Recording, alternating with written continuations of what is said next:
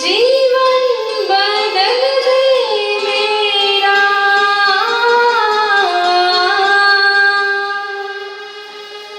आना श्री मेरे जीवन में आ, जीवन बदल दे मेरा।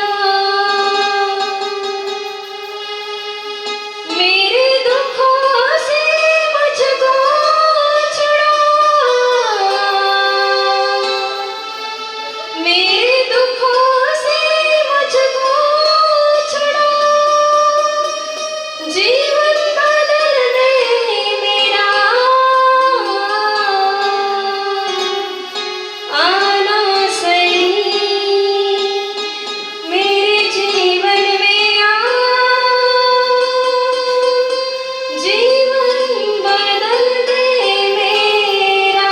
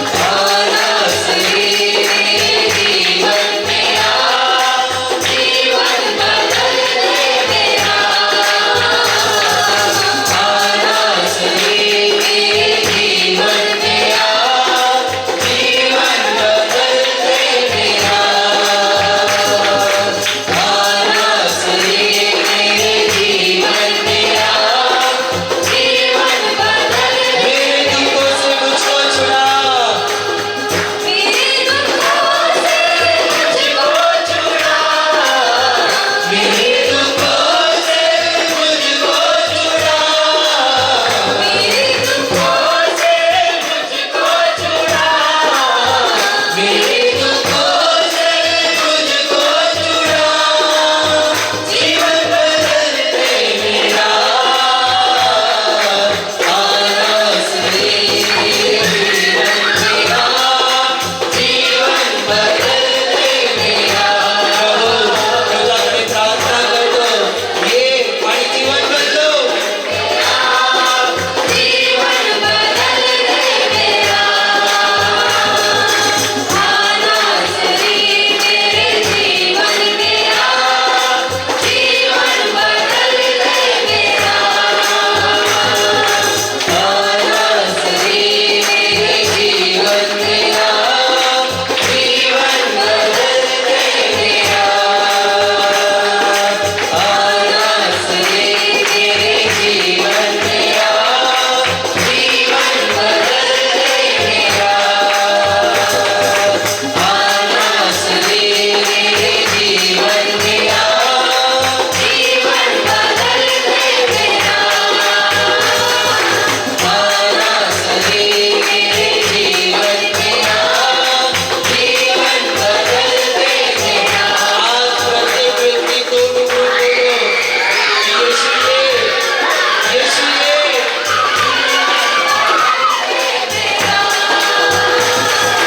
आना सही मेरे जीवन मेरा, जीवन बदल दे मेरा, आना सही मेरे जीवन मेरा, जीवन बदल दे मेरा, आना सही मेरे जीवन मेरा, जीवन बदल दे मेरा, आना सही मेरे जीवन मेरा,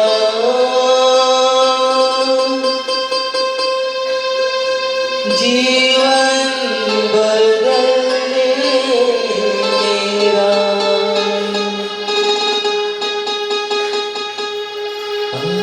आना सही मेरे जीवन मेरा,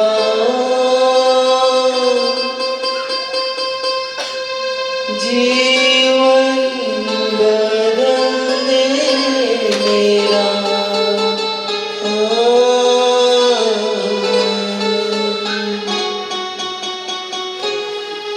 मेरे दुखों से मुझको छुड़ा,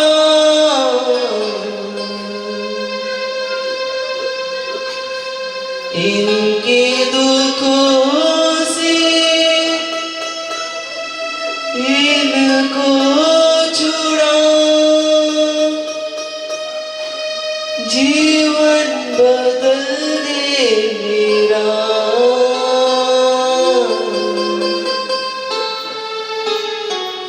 आना सही इनके जीवन में आ,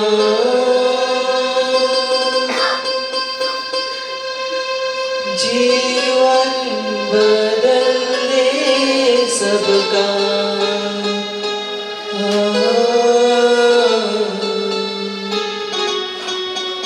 आना सही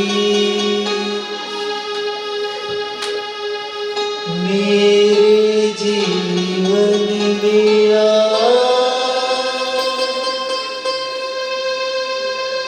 जीवन बदल दे मेरा। होय, तो हाच परमेश्वर आहे, तो तुमचं जीवन बदलवेल, तो तुमचा उद्धार करेल। याच नासुरी येशू ख्रिस्ताला पापांची क्षमा करण्याचा अधिकार आहे। हाच नासुरी येशू ख्रिस्त तुम्हाला रोगमुक्त करू शकतो. तुमचं जीवन, तुमचं शरीर आज त्याच्या हातात सोपवा आणि तुम्ही सगळे सांगा त्याला,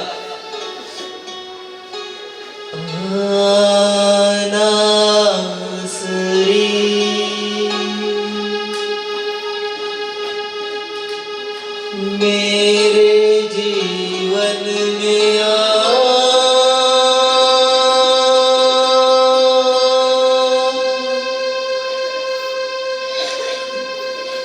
जीवन बदलने मेरा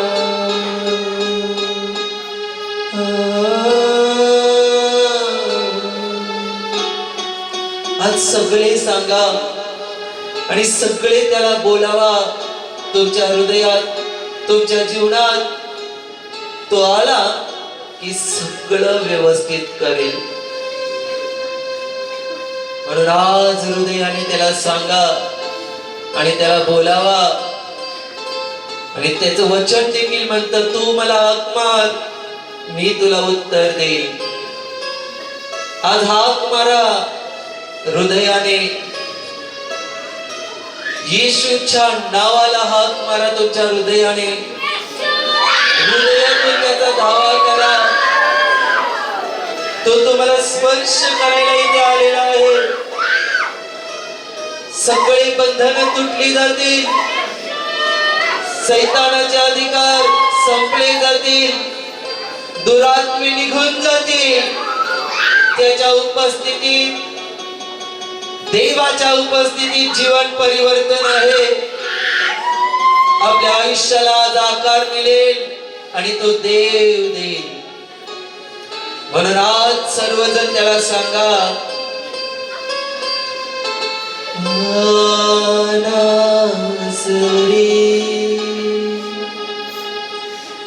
मेरे जीवन में आ,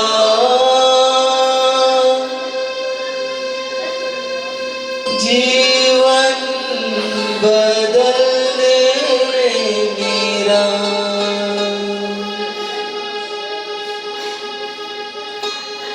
तो इथे हजर आहे.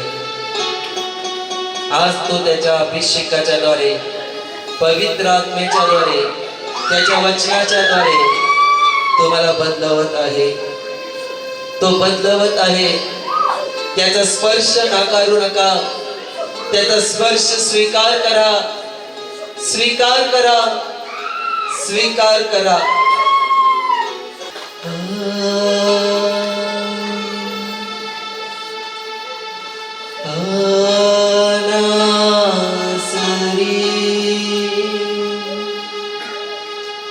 इसके जीवन में आ,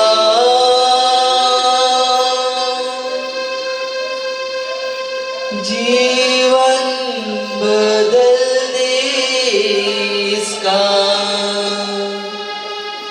लाइफ चेंज. येशूच्या नावात घोषणा करतो, लाइफ चेंज.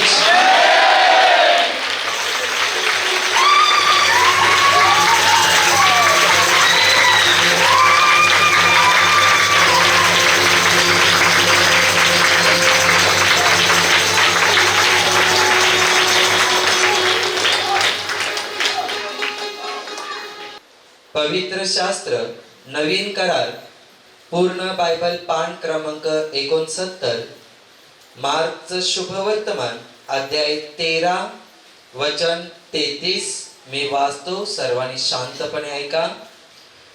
पवित्र शास्त्र नवीन करार पूर्ण बायबल पान क्रमांक 69, मार्कचं शुभवर्तमान अध्याय 13 वचन 33. मी वाचतो, सर्वांनी ऐका. सावध असा, जागृत राहा, कारण तो समय केव्हा येईल हे तुम्हाला ठाऊक नाही. Hallelujah, hallelujah, hallelujah. ख्रिस्ताठाई जमलेल्या प्रियानो, देवाच्या वचनामध्ये सांगितलेलं आहे, सावध असा, जागृत राहा, कारण तो समय केव्हा येईल हे तुम्हास ठाऊक नाही. बायबलमध्ये देवाचं वचन आपल्याला सावध राहायला आणि जागृत राहायला सांगत आहे. कारण तो समय केव्हा येईल हे कुठल्या मनुष्याला ठाऊक नाही आणि कुठल्या देवदूतांनाही ठाऊक नाही. तो समय फक्त स्वर्गीय देव बाप त्यालाच ठाऊक आहे. म्हणून प्रभू येशू ख्रिस्त या वचनामध्ये आपल्याला सांगतोय की तो समय केव्हा येईल हे तुम्हाला कोणालाही ठाऊक नाही. तो समय केव्हाही येऊ, पण तुम्ही त्या समयासाठी स्वतःला तयार ठेवलं पाहिजे. आणि स्वतःला तयार ठेवण्यासाठी तुम्हाला सावध राहावं लागेल, तुम्हाला जागृत राहावं लागेल. कारण तुम्ही सावध राहिलात, जागृत राहिलात तर तो समय केव्हाही आला तर तुम्हाला त्याची भीती वाटणार नाही. कारण ऑलरेडी तुम्ही त्या दिवसासाठी तयार आहात. म्हणून ज्याची तयारी आहे, जो जागृत आहे, जो सावध आहे आणि जो सावध राहून जागृत राहून जीवन जगत आहे, जे ख्रिस्ताला पसंत पडेल असं जीवन जगत आहे, त्या माणसाची तयारी आहे की कधीही परमेश्वराला, कधी ती वेळ आली, कधी तो दिवस आला तरी त्याला चिंता नाही. कारण त्याला ठाऊक आहे तो त्याच्या बरोबर अनंत काळासाठी राहायला जाणार आहे. बायबल मध्ये सांगितलेलं आहे की प्रभू येशू ख्रिस्त म्हणजे देव या जगामध्ये माणसाचं रूप घेऊन अवतरला. आणि यॉहन बाप्तिस्मा करणारा त्याच्याबद्दल साक्ष देतो, तो प्रकाश या अंधारात प्रकाशला, परंतु अंधाराने त्याला ग्रासलं नाही. आणि तोच यॉहन या देवाबद्दल, येशूबद्दल साक्ष देतो की तो शब्द देही झाला आणि त्याने मनुष्यामध्ये, त्याने आमच्यामध्ये वस्ती केलेली आहे. देवाचा शब्द या जगामध्ये आला आणि देवाचा शब्द या जगामध्ये माणसाचं रूप घेऊन राहिला. म्हणून जरी देव माणसाचं रूप घेऊन या जगामध्ये राहत होता तरी देखील बायबल म्हणतं त्याला आकार जरी माणसाचा होता तरी पण त्याला स्वभाव देवाचाच होता. म्हणून येशू ख्रिस्त या जगामध्ये पवित्र जीवन जगला. प्रभू येशू ख्रिस्त या जगामध्ये असताना त्याने सेवा केली. कारण तो म्हणाला मी सेवा करण्यासाठी आलेलो आहे. आणि प्रभू येशू ख्रिस्त या जगामध्ये असताना त्याने दीन दुबळ्यांची, पापी लोकांची, मनुष्याची सेवा केली.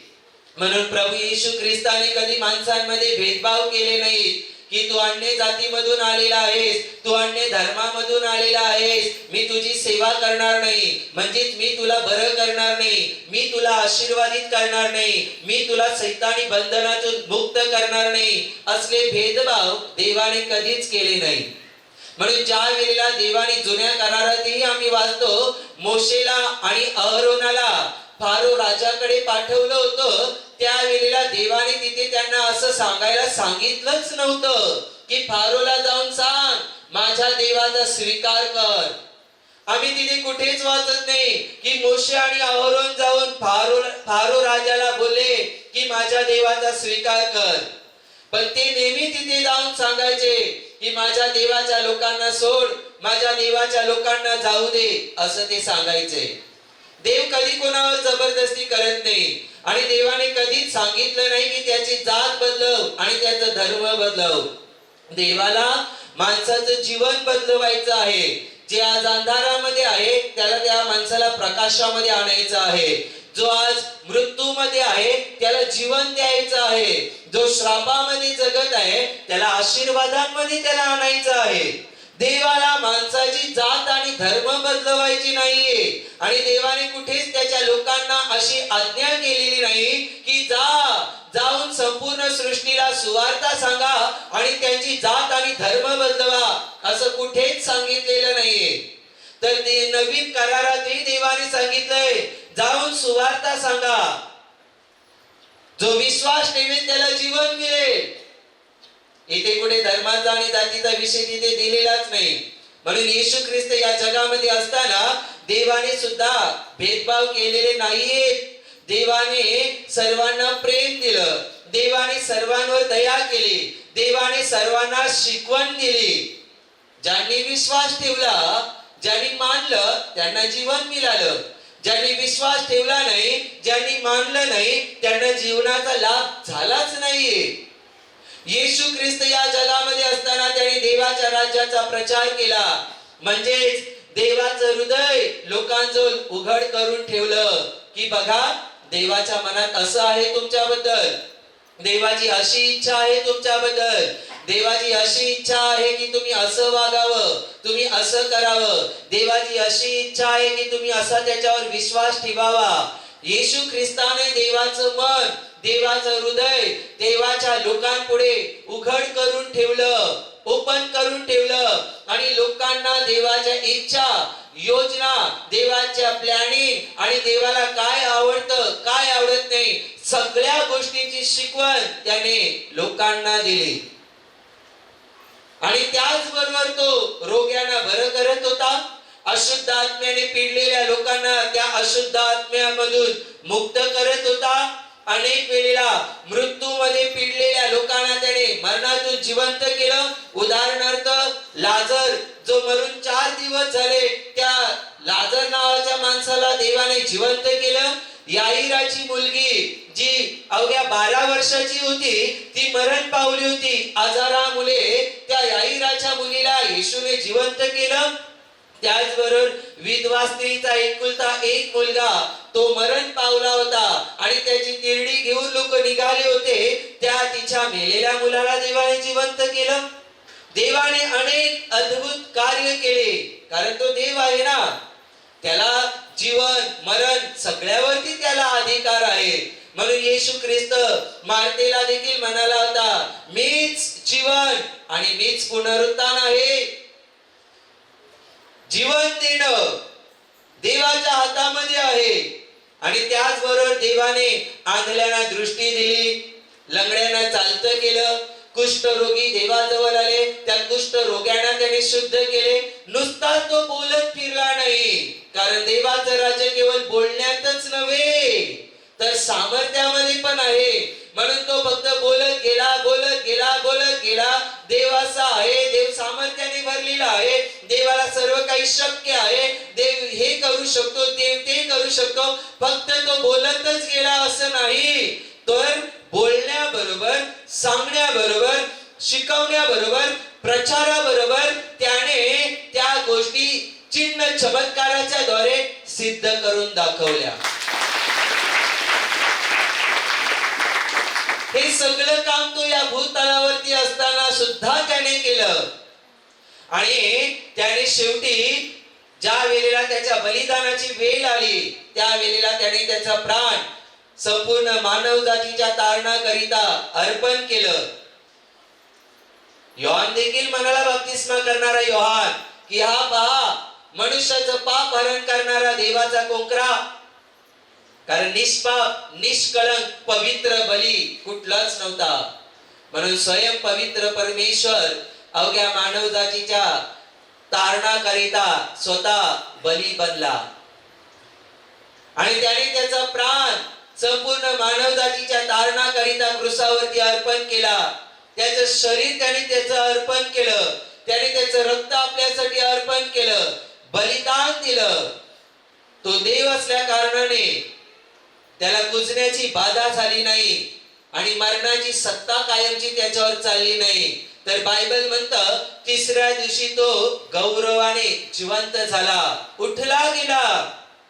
फक्त असं नाही की येशूचा आत्मा दिसला त्यावेळेला, असं नाही की येशूचा भास झाला. तो फक्त आत्म्याने नव्हे, तो त्याचं शरीर घेऊन पुनरुत्थित झाला. तिसऱ्या दिवशी गौरवात उठला गेला, जिवंत झाला. नुसता जिवंत झाला नाही, त्याने अनेक विश्वासणाऱ्यांना दर्शन दिली. बायबल शिकवतं 500 पेक्षा अधिक लोकांना त्याने मरणातून उठल्यानंतर दर्शन दिली. लोकांनी विश्वास ठेवला, कारण त्याला त्याचं प्राण देण्याचा पण अधिकार आहे आणि त्याला घेण्याचाही अधिकार आहे. म्हणून त्याचा प्राण कोणी घेतला नाही, त्याने स्वखुशीने त्याचा प्राण अर्पण केला. म्हणून त्याने जो अर्पण केला आणि त्याने त्याचा प्राण पुन्हा प्राप्त केला. त्याने मरणातून उठल्यानंतर 500 पेक्षा अधिक लोकांना, विश्वासणाऱ्यांना दर्शन दिली. तो त्यांच्या बरोबर बोलला. तो त्यांना दर्शन दिल्यानंतर त्याने त्यांच्या बरोबर भाकर सुद्धा मोडली. आत्मा भाकर खात नाही, तो शरीराने होता, म्हणून त्याने त्यांच्याबरोबर भोजन पण केलं, भाकर सुद्धा खाल्ली. तो त्यांच्याशी बोलला, तुम्हाला तर मनाला येऊन चाचपड मला, हात लावून बघ, तपासून बघ. भूतांना, अशुद्ध आत्मेना हाड मांस नसतं, ये मला हात लावून बघ. कारण थोमाने संशय बाळगला होता की जेव्हा मी त्याच्या हाताचे जे व्रण आहेत, होल आहेत, खिले ठोकलेले, त्याच्यात बोट घालत नाही ना, तोपर्यंत मी मानणार नाही. त्याच्या कुशीत पंजरमध्ये, फासल्यांमध्ये जो भाला खुपसला होता ना, त्यात मी माझा पंजा घालून चाच पडून बघत नाही, तोपर्यंत मी विश्वास ठेवणार नाही. येशू ख्रिस्ताने नंतर पुन्हा दर्शन दिलं. त्यावेळेला येशू म्हणतो, ये बघ मला हात लावून, चाच पडून बघ.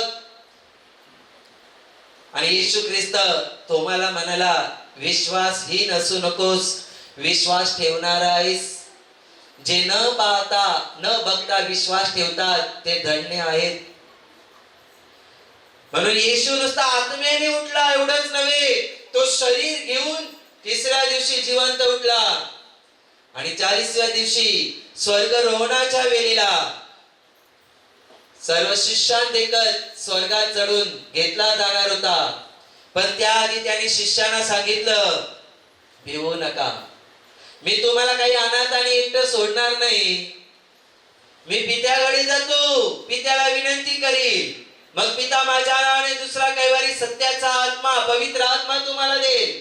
तो सदा सर्वदा तुमच्या बरोबर राहील. तो तुम्हाला शिकवेल, तो तुम्हाला मार्ग दाखवेल, तो तुम्हाला सामर्थ्य पुरवेल. पण येशू त्यावेळेला स्वर्गरोहण होत असताना त्यांना म्हणाला, माझ्या पित्याने देऊ केलेली देणगी तुम्हावर येत नाही, तोपर्यंत यरूशलेम, यहुदिया सोडून जाऊ नका. प्रार्थनेत राहा, तत्पर राहा, प्रार्थनेत वाट पहा. कारण ती देणगी उतरली ना, तर तुम्हाला नवीन शक्ती प्राप्त होईल, एक हिम्मत प्राप्त होईल, एक आशा प्राप्त होईल. आणि त्या बळावर तुम्ही माझं काम करू शकाल, विजयी जीवन जगू शकाल, सामर्थ्य काम तुम्ही करू शकाल. येशूने त्यांना काम सोपवलं होतं. संपूर्ण सृष्टीला, सर्व लोकांना, सर्व राष्ट्रांना, सर्व देशांना, सर्व जगाला जाऊन सांगा, ही सुवार्ता गाजवा. जो विश्वास ठेवेल त्याला पित्याच्या, पुत्राच्या आणि पवित्र आत्म्याच्या नावाने बप्तिस्मा द्या. हे काम त्याने त्याच्या लोकांना सोपवून दिलं की जे काम मी या जगात असताना मी केलंय, तेच काम आता तुम्हाला करायचंय. कारण आता मी वर चाललो माझ्या पित्याकडे, पण मी जरी वर चाललोय म्हणून हे काम थांबणार नाही. तेव्हा त्याने 12 जणांना निवडलं, तेव्हा त्या 12 जणांवर निवडलं. त्यातला एक गद्दार आणि घातकी निघाला, यहुदा इस्करियोत. पण येशूच्या स्वर्गरोहणानंतर प्रेषितांची कृत्य अध्याय 1 मध्ये आम्ही वाचतो की ती रिकामी जागा सुद्धा भरली आणि तिथे एक दुसरा शिष्य टाकला. देवाने जो अभिषेक केला, तो अभिषेक कोणी थांबवू शकला नाही. त्याच्या राज्याच्या, त्याच्या वचनाच्या प्रचारासाठी, कामासाठी त्याने तो अभिषेक त्यांना दिला. देवाने सामर्थ्य त्यांना दिलं, देवाने आत्मा त्यांना दिला. कारण देवाने त्यांना काम दिलं होतं की तुम्हाला सर्व लोकांना ही राज्याची, देवाची, तारणाची सुवार्ता सांगायची आहे. जो विश्वास ठेवेल त्याला बप्तिस्मा द्या. परमेश्वराने त्यांना ही कामगिरी सोपवून दिली. आणि देवाचं काम आपण फक्त आपल्या बुद्धीने आणि आपल्या शरीराच्या ताकदीनेच फक्त करू शकतो असं नाही, तर आपल्या बुद्धी बरोबर आणि आपल्या शरीराच्या ताकदी बरोबर आपल्याला देवाच्या आत्म्याची, सामर्थ्याची गरज असते देवाचं काम करण्यासाठी.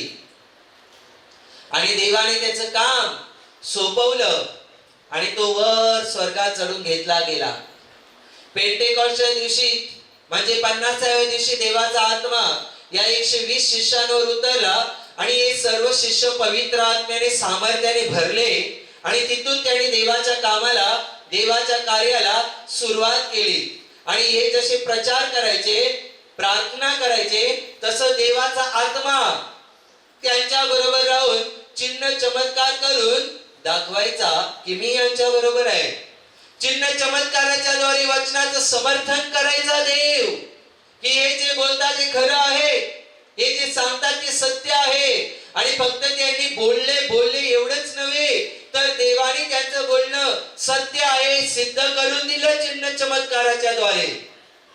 म्हणून शिष्यांच्या हातून पण असाधारण असे चमत्कार घडले. आणि येशू ख्रिस्त देखील म्हणाला होता, जो माझ्यावर विश्वास ठेवतो तो याच्यापेक्षा मोठे चमत्कार करेल. म्हणून पेत्राची सावली तरी पडावी म्हणून लोक त्यांच्या आजारी लोकांना, अशुद्ध आत्म्याने पिडलेल्या लोकांना रस्त्यावर आणून असे बसवायचे किंवा झोपवायचे, निदान या पेत्राची सावली तरी त्यांच्यावर पडावी म्हणून. आणि बायबल म्हणतं पेत्राची सावली जरी पडली तरी कित्येक लोक बरी व्हायचे, त्यांचे अंथरूण उचलून चालायला लागायचे, अशुद्ध आत्मे लोकांच्या अंगातून निघून जायचे. एवढं अभिषेक आणि सामर्थ्य देवाने त्याच्या शिष्यांना दिलं. आणि देवाचं काम ते करत होते, देवाची सेवा ते करत होते, देवाने दिलेली आज्ञा ते पाळत होते आणि राज्याची सुवार्ता, तारणाची सुवार्ता ते प्रचार करत होते.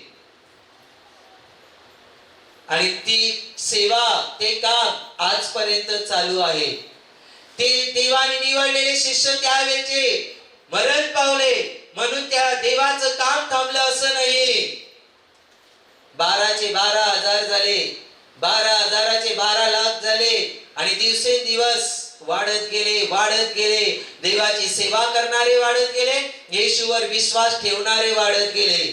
तेव्हापासून येशूच्या लोकांचा छळ होत गेला.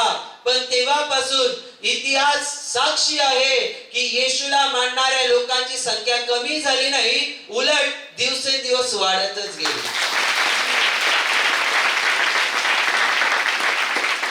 मग आज कितीतरी करोड या जगामध्ये आहेत, कितीतरी करोडोने लोक आहेत येशूला मानणारे. तर एवढ्या करोडो लोकांना जर तुम्ही छळाल तर आता विचार करा संख्या किती होईल पुढे येशूला मानणाऱ्यांची. म्हणून हे काम काही थांबलं नाही, दिवसेंदिवस देवाचं कार्य पुढे गेलं, देवाचं काम वाढत गेलं. आणि आता आपण या वचनामध्ये ऐकलेलं आहे की सावध असा, जागृत राहा, कारण तो समय केव्हा येईल हे तुम्हाला ठाऊक नाही. आता ही सुवार्ता तुमच्यापर्यंत पोहोचलेली आहे, तुम्ही त्याला तुमचा उद्धारकर्ता प्रभू म्हणून आता स्वीकारलेला आहे. तर आता तुम्हाला हे समजून घेणं आहे की मी येशूमध्ये जीवन जगत असताना मला सावधानतेत जीवन जगायचं आहे. मला जागृत, सावध राहून, जागर राहून, शुद्धीवर राहून जीवन जगायचं आहे. आणि जी कामगिरी देवाने मला दिलेली आहे ती मला प्रामाणिकपणे पार पाडायची आहे.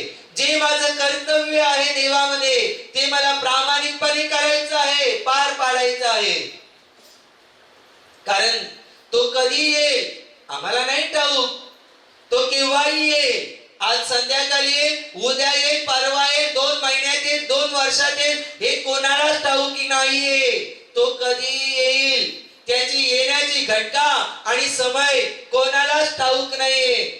नाहीतर तुम्ही जर जागृत आणि सावध नसाल, झोपा काढत असाल तर लक्षात ठेवा तो कधी येऊन त्याच्या निवडलेल्यांना घेऊन जाईल हे तुम्हाला कळणार पण नाही. आणि तुम्ही नंतर शुद्धीवर आल्यावर अरे आम्ही तर इथेच राहिलो असं होईल. झोपा काढत राहू नका म्हणजेच काय, म्हणजे बेधुंद जगाच्या नशेमध्ये जीवन जगू नका, म्हणजेच देव विरहित जीवन जगू नका, म्हणजेच देवाच्या विरुद्ध जीवन जगू नका. देवाला जे पसंत पडतं आणि ज्याने देव प्रसन्न होतं असले कर्म करून जीवन जगत राहा. त्याचा पुत्र प्रभू येशू ख्रिस्तावर पूर्ण विश्वास ठेवून जीवन जगत राहा. म्हणजेच शुद्धीवर राहून जीवन जगा, सावध राहा, जागृत राहा आणि सावध आणि जागृत राहून जीवन जगा. जो सावध नसतो, जो जागृत नसतो तो म्हणतो आज नाही प्रार्थना केली तर काय होणार आहे, परवा करेल. जो असा बोलतो आणि असं वागतो तो सावध नाहीये, तो जागृत नाहीये. जो म्हणेल आज कशाला मला केंद्रात प्रार्थनेला जायचे, बघेल पुढच्या उपवास प्रार्थनेला जाईल, याचा अर्थ तो सावध नाही, तो जागृत नाही, तो जागा नाही, तो झोपा काढत आहे आत्म्यात.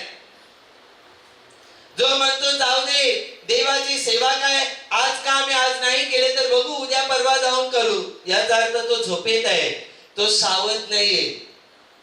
हे कसं आहे माहितीये गणित? बायबल मध्ये आम्हाला सांगितलेलं आहे, प्रवासाला जात असलेल्या एका माणसाने आपलं घर सोडता वेळी काम करी निवडले. आणि ज्याचं त्याचं काम, त्या बायबल मध्ये सांगितलेलं आहे, माणसाने आपले घर सोडते वेळी आपल्या नोकरांना अधिकार देऊन ज्याचं त्याला काम सोपवून दिलं, की आता मी बाहेर गावी चाललोय, माझं घर आता मी तुमच्यावर सोपवतो, तुने हे काम करायचं, तुने ते काम करायचं.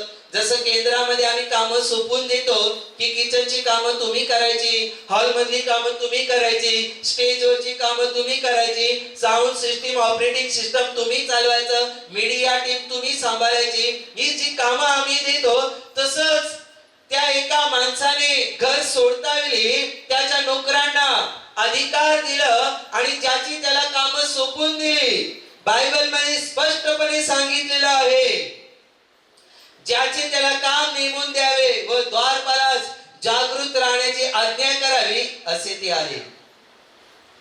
तुम्हाला काम सोपवून द्यायची आणि तुम्ही मस्त काम तुम्हाला दिल्यात, तुम्ही बेधुंद तुमच्या नशेत आहात जीवनाच्या, आणि तुम्हाला जी कामं दिलेली त्याच्यामध्ये तुम्ही हलगर्जीपणा करता, झोपा काढता, आलस करता, आजचं काम परवा करू, जाऊ दे, कुठे घर धनी आहे, कुठे मालक आहे, नंतर करू, परवा करू, 9ला कामाला बोलवले, जाऊ दे 12 वाजता जाऊ, कुठे मालक आहे, कुठे धनी आहे बघायला, तो तर बाहेर गावी गेले, आता आपण आपल्या मर्जीप्रमाणे. पण बायबल मध्ये सांगितलेलं आहे, जागृत राहा, कारण घर धनी मालक कधी येऊ शकतो, मध्यरात्री येऊ शकतो, सकाळी येऊ शकतो, दुपारी येऊ शकतो, संध्याकाळी येऊ शकतो, कोंबडा हरवण्याच्या वेळी किंवा सकाळी कधी येऊ शकतो. तुम्हाला ठाऊक नाहीये तो कधी येईल, माहिती नाही ना तो कधी येईल. मग तोपर्यंत जागृत राहा, सावध राहा, आणि तुम्हाला दिलेली कामं, ज्याची त्याने कामं योग्य रीतीने आणि व्यवस्थितपणे पार पाडायची. नाहीतर तो येईल आणि तुम्हाला मस्त तो नशेत बघेल, कुठल्या तरी कोपऱ्यात पडलाय. नाहीतर तो येईल, अचानक येईल आणि तो बघेल तू मस्त तंगड्या लांब करून टीव्हीचा रिमोट घेऊन बसलाय पिक्चर बघायला. काम तसंच सोडून दिलंय, प्रार्थना तशीच टाकून दिले, सेवा टाळाटाळ केलेली आहे, काम टाकून दिले, आणि तू तुझ्या मर्जीप्रमाणे आणि तुझ्या मनाच्या हट्टाप्रमाणे जीवन जगत असशील शरीराच्या वासना पूर्ण करण्यासाठी. आणि जर तो अचानक आला आणि तुला जर असं पाहिलं, तर तुला तो बक्षीस देईल का? तुम्हाला तो बक्षीस देईल का? नाही देणार. त्याला राग येईल, तो चिडेल. पण जो योग्य रीतीने काम करता वेळी दिसेल, सावध आणि जागृत दिसेल, आणि तो त्याचं कर्तव्य पूर्ण करत असेल किंवा त्याने त्याचं काम पूर्ण केलेलं असेल, अशा काम कर्यावर तो धनी प्रसन्न होतो.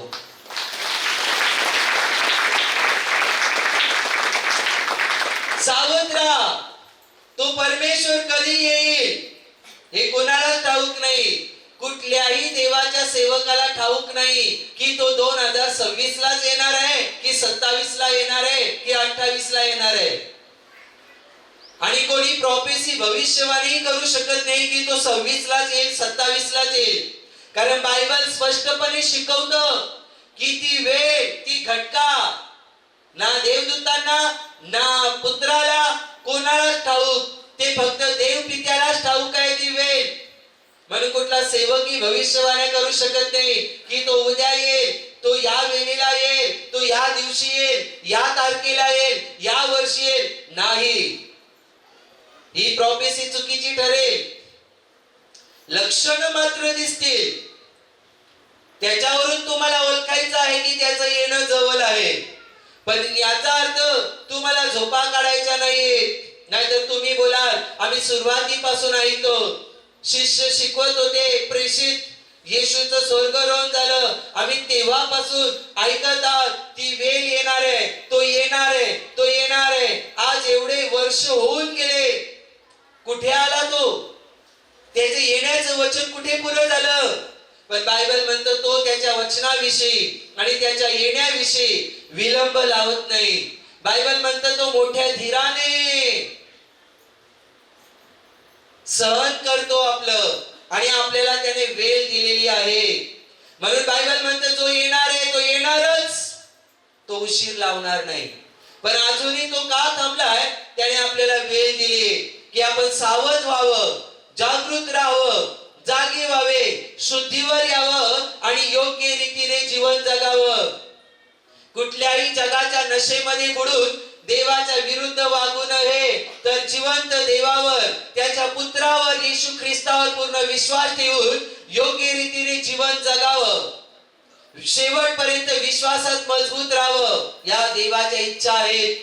बायबल शिकवतं जे तुझ्या जवळ आहे ते शेवटपर्यंत दृढ धरून राहा. जो तुम्ही आरंभीला जो विश्वास ठेवला होता तो शेवटपर्यंत तसा ठेव. विश्वासापासून बहकू नकोस, भटकू नकोस, कमजोर होऊ नकोस. किती परिस्थिती तुझ्या विरुद्ध हो, पण तुझा विश्वास मजबूत आणि पक्का ठेव देवावर. कारण आज ज्या गोष्टी दिसणार आहेत, समय बदलणार आहेत, गोष्टी संपणार आहेत आणि देवाचं राज्य येणार आहे. म्हणून येणाऱ्या राज्यासाठी, येणाऱ्या युगासाठी तुम्ही तुमची तयारी करा. आणि तयारी करण्यासाठी सावध राहावं लागेल. नाहीतर तुम्ही बोलाल अजून टाइम आहे देव यायला, कशाला? जाऊ दे, आज चोरी करतो, पुढच्या आठवड्यापासून चोऱ्या करणं बंद करेल. जाऊ दे जाऊ दे, देव यायला अजून टाइम आहे. एवढा अजून 8 दिवस 7 दिवस अजून मी त्या पोरीशी नको नको त्या गप्पा मारतो फोनवर, नंतर मी बंद करेल बरं का. जसं याच्या आधी अनेक लोक निर्णय घ्यायचे 31 डिसेंबर लास्ट दारू पिईल, 1 जानेवारी पासून हात लावणारच नाही. 1 जानेवारी आली की संध्याकाळी त्याचा हात काय सगळंच त्या दारू मध्ये. तशी लोक म्हणतील नाही एवढे 7-8 दिवस मी असं वागतो, अशी कामं करतो, पुढच्या ना रविवार पासून मी स्वतःला बदलवेल आणि पुढच्या हप्त्यापासून मी रोज न चुकता प्रार्थना करेल. पुढच्या हप्त्याची वाट का बघतो? पुढचा हप्ता तुझ्या आयुष्यात आलाच नाही तर काय करशील? आजचा दिवस देवाने बनवलाय ना, जे पुढच्या हप्त्यात करायचे निर्णय घेतो त्याच पासून सुरू कर. कल करे सो आज, आज करे सो अभी से कर. उद्या जे करणार आहे ते आजपासून कर, आणि जे आजपासून करणार आहे ते आतापासूनच सुरुवात कर. उद्याची परवाची वाट बघू नकोस. जागे व्हा, झोपा काढू नको. झिंगणारे रात्रीचे झिंगतात. बायबल म्हणतो झोपेतून उठण्याची वेळ आलेली आहे आता. द्राक्ष रसाने मस्त होऊ नका, द्राक्ष रसामध्ये बेतालपणा आहे. तर पवित्र आत्म्याने मस्त व्हा, पवित्र आत्म्याने भरा आणि देवाच्या गौरवासाठी जागे राहून, सावध राहून जीवन जगा. कोणी किती तुम्हाला येशू पासून मागे खेचायला येऊ, सावध राहा. त्यांच्या त्या गोष्टींना बळी पडू नका, त्यांच्या त्या दिखाव्याला बळी पडू नका, त्यांच्या त्या मोहाला बळी पडू नका, त्यांच्या त्या नटाफटाला बळी पडू नका, त्यांच्या त्या गोड गोड बोलण्याला बळी पडू नका आणि देवापासून लांब होऊ नका. सावध व्हा, जागे व्हा, शुद्धीवर या. कोण तुम्हाला देवात वाढवतोय आणि कोण तुम्हाला देवापासून लांब नेतोय याचा फरक ओळखा. जागे व्हा, उठा. किती अजून त्या नशेमध्ये राहता, किती अजून त्या धुंदीमध्ये चाललात. जे जग तुम्हाला मृत्यूमध्ये नेत आहे, का तुम्ही त्या गोष्टींच्या मागे लागलात ज्या गोष्टी तुम्हाला मरणाकडे खेचून चाललेले आहात. जग म्हणतं काही होत नाही, चालतंय हो, आता हे सगळं कॉमन झालंय, हे सगळं नॉर्मली आहे. जग हे म्हणतंय, पण देव म्हणतो का हे कॉमन आहे, हे नॉर्मली आहे, हे चालून जातंय? देवाने सांगितलंय का? नाही ना. मग जग काय म्हणतं त्याच्या नादी लागू नका. जग तर हे सुद्धा सांगतंय जशात तसे वागा. बायबल सांगतं का जशा तशी वागा. नाही, बायबल तर शिकवतो वैऱ्यांवरही प्रेम करा, वैऱ्यांनाही क्षमा करा. मग आता जागे व्हा, शुद्धीवर या. ती वेळ, ती घटका समीप आलेली आहे. आता या धुंदीमध्ये राहू नका, कारण तो कधी येईल तो समय कोणाला ठाऊक नाही. पण जो झोपा काढता वेळी दिसेल तो राहिला, पण जो जागा दिसेल, सावध दिसेल, ज्याने स्वतःला सजवलेले आहे त्याच्या वचनाने, तो देवाबरोबर राहील. तो देवाबरोबर राहील. म्हणून बायबलच्या वचनानुसार मी तुम्हाला सांगतो, तेच सर्वांना सांगतो, जागृत राहा, सावध राहा, सावध राहा. काय नाही, एवढा वेळ खोट्या सह्या करतो, मग मला एवढे एवढे लाख, एवढे एवढे करोड भेटतील, त्याच्यानंतर मी हात जोडतो, पुन्हा खोट्या सह्या करणार नाही. पण बायबल याला परवानगी देत नाही. म्हणून जागे व्हा. जर तुम्ही खोट्या सह्या करत आलेला आहात, तर याचा अर्थ तुम्ही जागृत नाहीयेत, जागे नाहीत, तुम्ही सावध नाहीयेत, तुम्ही अजून झोपेतच आहात.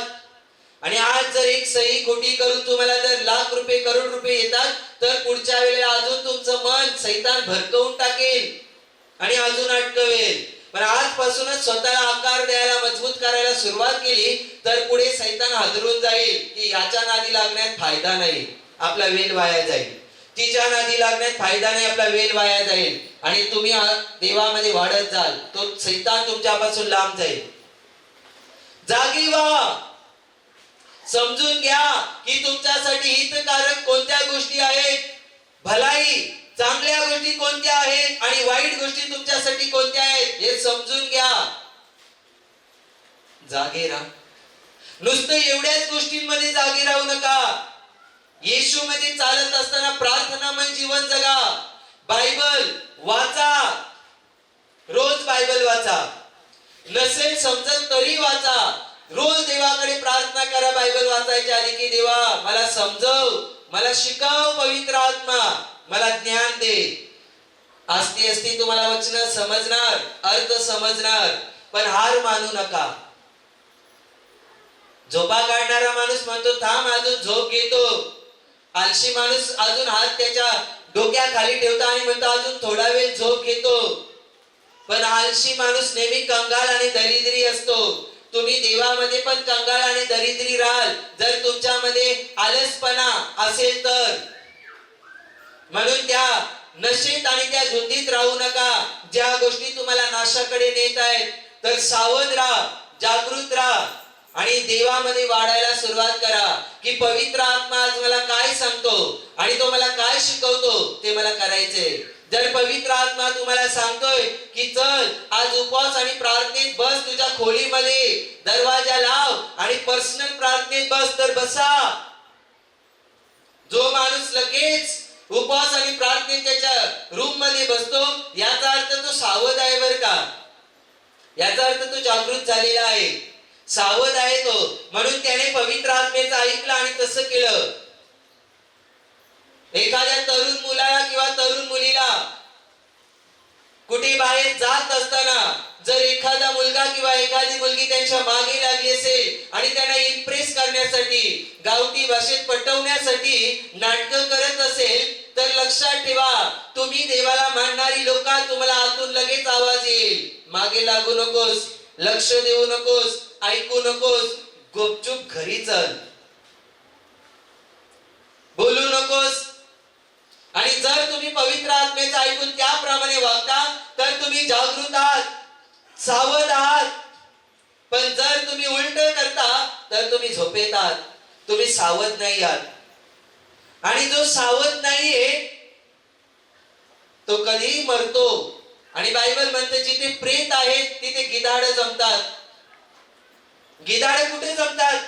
जिथे शव पडलेले आहेत, जिथे मेलेले जनावर पडलेली आहेत, मेलेली माणसं पडलेली आहेत, अशा ठिकाणी गिधाडे जमतात ना. आता जास्त करून गिधाड पाहायला भेटत नाहीत, लाईटली कुठे असले तर गिधाड. आता जास्त करून गिधाड म्हणजे आता जन्माला किंवा अजून काही वर्षांआधी जन्माला आलेल्यांना गिधाड म्हणजे पाहिजे तसं पाहायला नाहीच. मी पण पाहिलंय की नाही हे मला आठवत नाही, पाहिलं असं ते क्वचित टीव्हीवर असतात तो ओरिजिनल. पण बायबल सांगते जिथं प्रेत आहे तिथे गिधाड जमतात. तुम्ही जर मेलेलं जीवन जगत असाल तर गिधाड तुमच्या जवळ जमतील. गिधाड कशाला जमतात? तुम्हाला बक्षीस द्यायला जमणार आहेत. आणि गिधाड प्रेताजवळ जमतो तेव्हा काय तो का आरती करत राहतो? तो काय करतो? त्याच्या चांगल्या टोकवाल्या कडक चोचीने टुचून टुचून मांस खातो ना. मग तुम्ही पण जर आत्मिक रीतीने मेलेले असाल तर गिधाड तुमच्या अवतीभोवती जमतील. आज या माणसाच्या रूपात, उद्या त्या माणसाच्या रूपात, आज या संकटाच्या रूपाने, उद्या त्या समस्येच्या रूपाने, आज या आजाराच्या रूपाने तर उद्या त्या समस्येच्या रूपाने.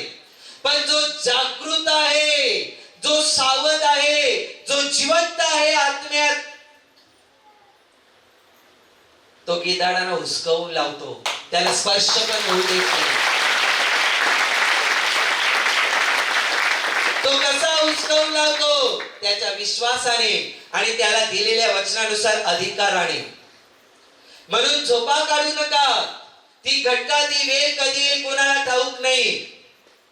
म्हणून प्रियानो, जोपर्यंत जिवंत आहात, या पृथ्वीवर आहात, तोपर्यंत तुम्हाला संधी आहे. असं नका समजू की पुढच्या वर्षीपासून मी बदलेल, सुधरेल. कधी वेळ बदलेल आणि कधी समय बदलेल सांगता येणार नाही. म्हणून आज ही वेळ आहे तर योग्य निर्णय घ्या आणि योग्य पाऊल टाकायला सुरुवात करा. काही गोष्टी आयुष्यातून अशा निघून जातात, आपण त्याची जाणीव करत नाही, कदर करत नाही, समजून घेत नाही. आणि अशा काही गोष्टी आपल्या आयुष्यातून निघून जातात आणि निघून गेल्यानंतर आपली धांदल उडते की ती गोष्ट मला पाहिजे, ते मला हवं आहे, ते मला पाहिजे. तो व्यक्ती माझ्या जीवनात होता, ते बरं होतं, तो बोलायचा पण खरं सांगायचा, मला मार्ग दाखवायचा, शिकवायचा हातातून, आणि जीवनातून निघून गेल्यानंतर शुद्धीवर याल. वेळ आहे तोपर्यंतच. जगामध्ये म्हणतात परीसाचा स्पर्श लोखंडाला झाला की लोखंडाचं सोनं होतं. मला माहिती नाही परीस काय आहे आणि परीस मी पाहिलेला नाहीये. तुम्ही पाहिलाय की काय तो तुमचं तुम्हाला माहित, पण मी अजून पण तो परीस पाहिलेला नाही. पण असं म्हणतात की परीसाचा स्पर्श लोखंडाला झाला की लोखंडाचं सोनं होतं. आयुष्यामध्ये कधीतरी असं परीस प्रत्येक माणसाच्या येतं, पण ज्याला ओळखण्याची ताकद असते त्यालाच त्याचा लाभ मिळतं. ते परीस कोणत्याही रूपाने येऊ शकतं. एखाद्या मित्राच्या रूपाने, एखाद्या भावाच्या रूपाने, एखाद्या कामाच्या रूपाने, कुठल्याही रूपाने येऊ शकतं. आणि तुमच्या आयुष्यात जे तुमचं जीवन लोखंडासारखं गंजलेलं झालंय ते सोनेरी बनवू शकतं. पण अनेक वेळेला आपल्याला ओळख नसते, पारख नसते आणि असे परीस आपण आपल्या आयुष्यातून हुसकावून लावतो. डिमांड देत नाही, कदर करत नाही. म्हणून जसं चाललंय लोखंड आणि गंजलेलं तसं त्यांचे जीवन राहतात. माणसांच्या बाबतीत आणि कामाच्या बाबतीत दुसरं स्थान आहे. पण पहिलं परीस आपल्यासाठी कोण आहे माहितीये?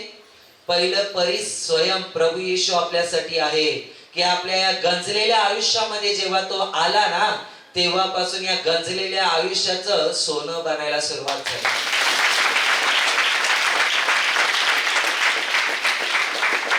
जागी व्हा, सावध राहा आणि देव काय सांगतो ते ऐका, नीट ऐका आणि त्याप्रमाणे चालायला सुरुवात करा. नाहीतर असं होईल तुम्ही सावध नसल्यामुळे तुमची तयारीच नसेल आणि तयारी नसल्यामुळे तुम्ही इथेच राहाल आणि तो वर निघून जाईल. जसं बायबल मध्ये 10 कुमारिकांबद्दल ऐकतो. 10 कुमारिका, त्याच्यामध्ये 5 शहाण्या आणि 5 मूर्ख कुमारिका होत्या. आणि या सगळ्या कुमारिका त्यांनी त्यांचे दिवे तयार केले आणि ते वराला सामोरी जाण्यासाठी निघाल्या. आणि काय झालं, या 10 कुमारिकांनी दिवे तयार केले, पेटवले आणि वराला सामोरी जाण्यासाठी गेल्या. पण वराला यायला उशीर झाला, वेळ लागला, म्हणून यांना झोप लागली, डुलक्या यायला लागल्या, कोणी झोपलं. आणि अचानक मध्यरात्रीच्या वेळेला आवाज आला, उठा, वर आलाय, त्याला सामोरी जा. त्या उठल्या 10च्या 10 कुमारिका. बघतात तर कोणाचा दिवा डिम झालाय, तर कोणाच्या दिव्याचा तेल संपायला लागलाय, तर कोणाचे दिवे विझलेत. ज्या शहाण्या कुमारिका होत्या ना, त्यांनी त्यांच्याबरोबर तेल घेऊन आले होते, म्हणून त्यांनी त्यांच्या दिव्यांमध्ये तेल ओतलं आणि जे दिव्यांची ज्योत डिम झाली होती त्यांनी पुन्हा प्रफुल्लित प्रज्वलित केली. आणि ज्या मूर्ख कुमारिका होत्या त्यांचे दिवे संपले, विझले. त्या शहाण्या कुमारिकांना म्हणतात, उसनं द्या ना तेल, उसनं द्या, थोडं द्या तेल. त्या म्हणतात, नाही नाही, आम्ही जर तुम्हाला आता या वेळेला दिलं तर तुमचंही नाही होणार आणि आमचंही नाही होणार, त्याच्यापेक्षा जा दुकानातून घेऊन या. नाही दिलं. म्हणून मी सांगेल, तुमच्यावर जो तेलाचा अभंग देवाने केलेला आहे, तुमच्यामध्ये जो तेल देवाने म्हणजे अभिषेक होतलेला आहे, त्याचा व्यवहार करू नका. तो तेल विकू नका. त्या तेलाची दुसऱ्या कुठल्या बरोबर देवाणघेवाण करू नका. म्हणजे तुमचा अभिषेक विकू नका, किंवा अभिषेकाच्या बदल्यात दुसरी काहीतरी गोष्ट घ्यायची आणि अभिषेक विकायचा, असं काही करू नका. इथे या शहाण्या कुमारिकांकडून शिका. त्याने नाही दिलं. आयुष्यात अशी काही वेळ असते तेव्हा आपण नाही देत. वर आला आणि जितक्या तयार होत्या, किती तयार होत्या? 5 शहाण्या कुमारिका. त्या 5 शहाण्या कुमारिकांना घेऊन तो वर गेला आणि द्वार बंद केलं. मूर्ख कुमारिका आल्या, दार ठोकतात, उघड, आमच्यासाठी उघड, आमच्यासाठी उघड, आम्हाला पण येऊ दे. त्यांच्यासाठी दार उघडलं नाही. वेळ आहे तोपर्यंत तयारी करा, सावध राहा, मूर्खपणा करू नका. जगातल्या वासनाच्या किंवा जगातल्या अभिलाषांच्या गोष्टींच्या धुंदीमध्ये राहू नका आणि देवापासून लांब जाऊ नका. तुमची काय गरज आहे ती देवाला ठाऊक आहे, म्हणून जागृत राहा, सावध असा, जागृत राहा. तो कधी येईल ती वेळ, ती घटका कोणाला ठाऊक नाही. तो कधीही येऊ, कोणत्याही वेळेला येऊ, पण तुम्ही तर सावध राहा, जागृत राहा, तुमची तर तयारी ठेवा. म्हणजे तो कधी आला तरी बिनधास्त तुम्ही त्याच्या बरोबर जाऊ शकता, तो तुम्हाला घेऊन जाईल. पण तुमचीच तयारी नाही, तो येईल त्यावेळेला तुम्ही मला थांब, मला जरा कपडे व्यवस्थित करून येऊ दे, थांब, मला माझी पर्स घेऊन येऊ दे, थांब, मला जरा लिपस्टिक पावडर करून येऊ दे, वेणी बांधून येऊ दे. तो म्हणेल इथेच थांब, मला आता वेळ नाहीये. जितके तयार आहे तितक्यानं घेऊन चाललो. मूर्ख कुमारिका राहिल्या, मागून येऊन ठोकतात, उघड दार देवा, आता उघड दार देवा. अरे, देवाने ऑलरेडी तुमच्यासाठी दार उघडलेलंच होतं, पण तुम्हाला त्याची जाणीव राहिलीच नाही. तुम्हाला कदरच नव्हती त्याची, तुम्हाला त्याची किंमतच समजली नाही. तुम्ही म्हणता, दार 24 तास आपल्यासाठी उघडलेला आहे, आपण मजा करायची, जसं वाटेल तसं जगायचं, जसं वाटेल तसं चालायचं, जसं वाटेल तसं बोलायचं. प्रार्थनेला नाही गेलो तर आठवड्याला तरी काही हरकत नाही, नाही बायबल वाचलं तरी काही हरकत नाही, नाही सेवा करायला गेलो तरी काय होणार आहे, आज नाही तर उद्या बघू, उद्या नाही तर परवा बघू. असं करता करता दिवसावर दिवस, आठवड्यावर आठवडे, महिन्यावर महिने आणि वर्षावर वर्ष निघून गेले आणि तुम्ही त्याच धुंदीत आहात. डुक्कर चिखलात लोळतो, त्याला मजा येते आणि तो त्या धुंदीत राहतो. तो म्हणतो गारगार वाटतंय, मस्त वाटतंय. डुकरांसारखे, डुकरीणीसारखे होऊ नका. स्वतःची किंमत समजून घ्या, कारण त्याने त्याच्या रक्ताचं आणि शरीराचं मोल देऊन आपल्याला विकत घेतलंय. हे असं वाया जाऊ देऊ नका. या जगातही जीवन जगत असतानाही ख्रिस्ताचं प्रतिबिंब तुमच्यामध्ये दिसलं पाहिजे, ख्रिस्ताचा स्वभाव तुमच्यामध्ये दिसला पाहिजे आणि देवाच्या गौरवासाठी तुम्हाला जीवन जगता आलं पाहिजे. सावध व्हा. नाहीतर तुम्ही बोलाल अजून थोडे दिवस, त्याच्यानंतर बघतो.